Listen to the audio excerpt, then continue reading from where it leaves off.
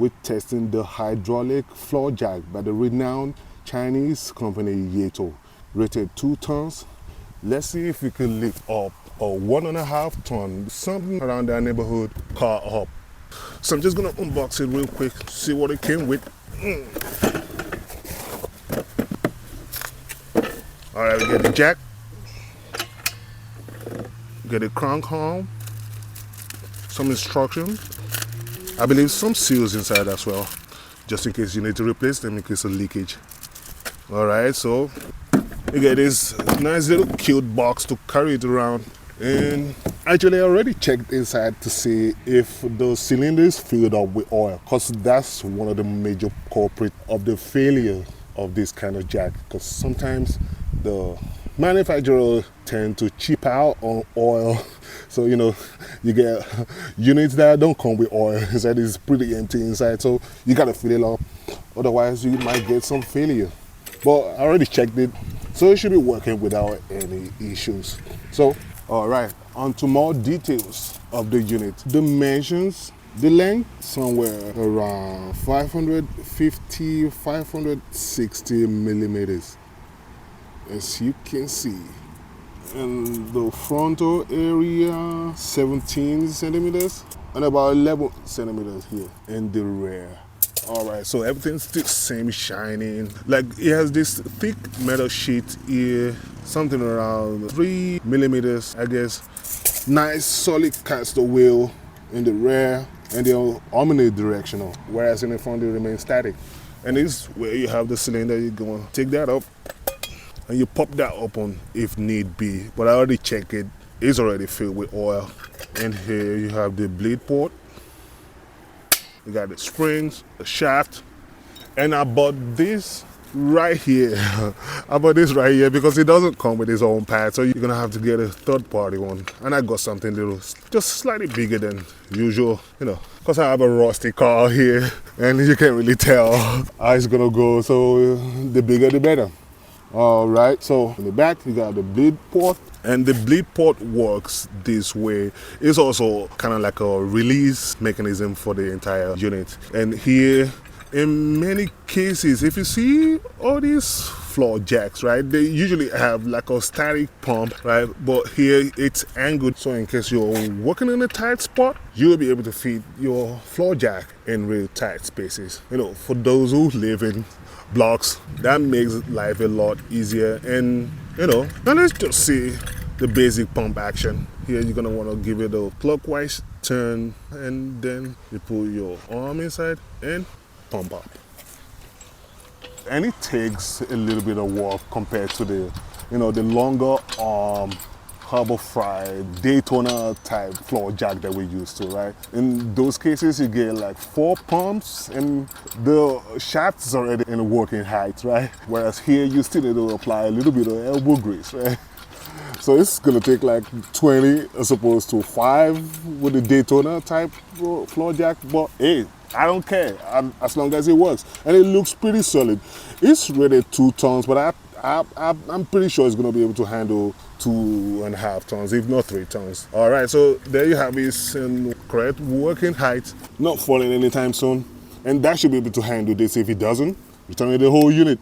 All right, now that everything is up, let me just demonstrate how it was. You're gonna wanna put the arm in there and then give it and the clockwise turn and just turn it gently so it doesn't drop your car suddenly. See how smooth that works? Yato. Make sure the material here isn't so bad. It's wiggly, but I believe it's designed to be like that. Otherwise, every other thing else seems solid. Make sure the shaft from the cylinder isn't leaking. Doesn't show any sign of leaking. And I guess since it doesn't come with an arm, the easiest way to transport this unit is to use the lever to pull it around. Since somebody forgot to design a jack handle, you gotta come up with your own innovations. Alrighty, enough of the yapping. Let's see if this unit actually performs as promised. Find your pinch weld spot. So line your pinch weld up with your jack pad. go ahead and release the lug nuts.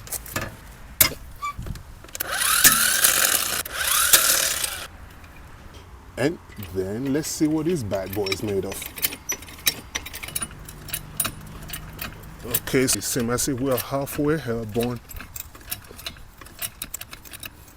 Will it fail? My car is so rusty. It's almost not roadworthy any longer. Alright, better hurry up because everything might just flip all over me.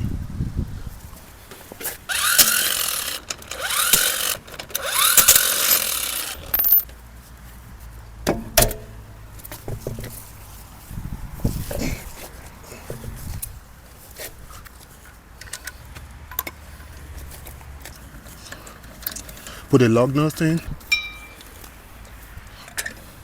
And you might be wondering, why isn't he using a floor jack? I have a floor jack right there, but I'm just deliberately not using it because I'm trying to put this to its limit. Try and see if it can fail right here on camera.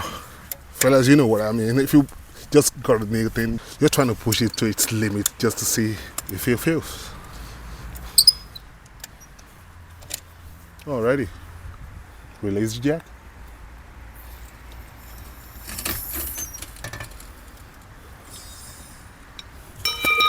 And then just go around, repeat the same steps for all the other wheels.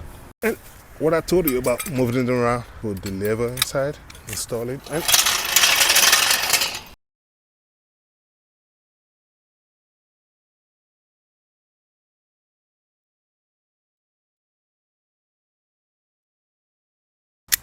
finish off with the other wheels. Torque your lug nuts down and job done. Okay, so somehow I managed to change my complete set of winter wheels. I have the winters on, just getting ready for winter, and then the summer wheels right here. But now you might be wondering, well, is a damn jack is designed to do that? Not really. Why? Because if you look at the build quality and then the over branding, it has this shiny metal. It's just seeming a little bit tacky, if we were to be honest, okay? So I was doubting it'll be able to complete one project without breaking into two. Because if you notice while I was jacking, it wasn't really that balanced, okay?